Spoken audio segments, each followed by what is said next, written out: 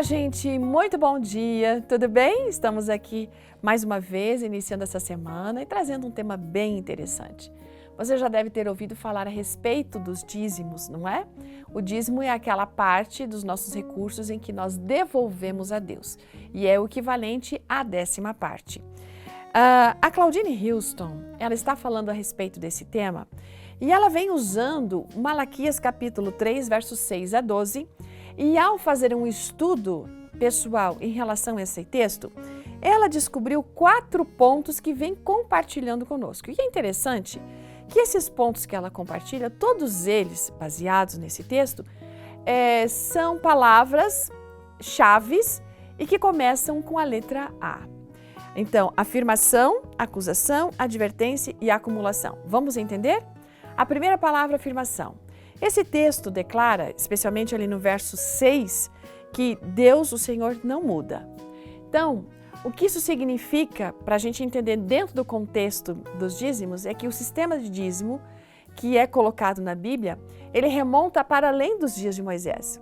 Exigia-se que naquele período as pessoas oferecessem a Deus dádivas com fins religiosos antes mesmo que o sistema definido fosse dado a Moisés.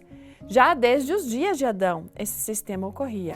Então a gente tem ali o exemplo de Caim e Abel, que trouxeram os frutos das primícias ao Senhor.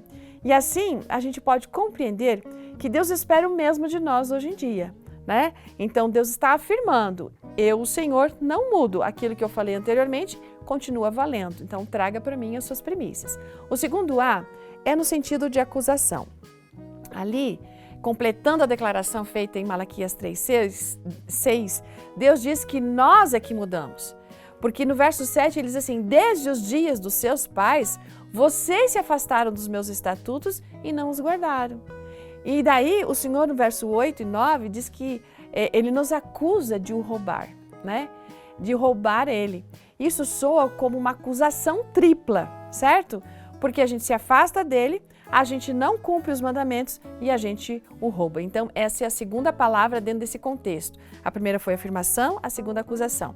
A terceira é a advertência que o Senhor vem fazendo para a gente dentro desse contexto, nesses versos.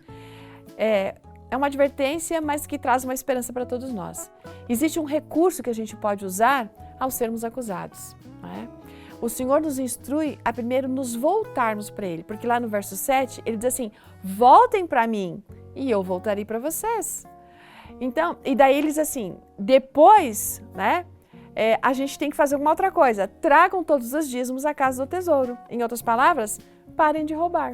Então, aqui está a advertência que o Senhor nos coloca. E por último, a acumulação, porque ali no verso 10 ele traz um desafio. Ele diz assim, me ponham à prova. Quando a gente põe o Senhor à prova, a promessa é de que a gente vai ter bênção sem medida, a ponto de não termos lugar para guardar todas elas.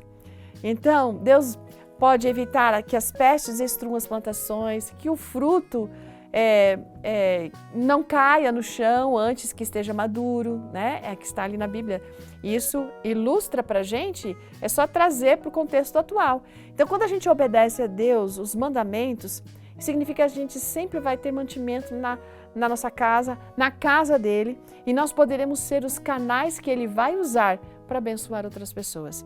Então, está aqui um conceito interessante para você pensar a respeito desse conteúdo que nós encontramos em Malaquias, capítulo 3, versos 6 até o 12. Deus abençoe você, seja fiel, porque Deus é sempre fiel, Ele não muda. Ótimo dia, até amanhã.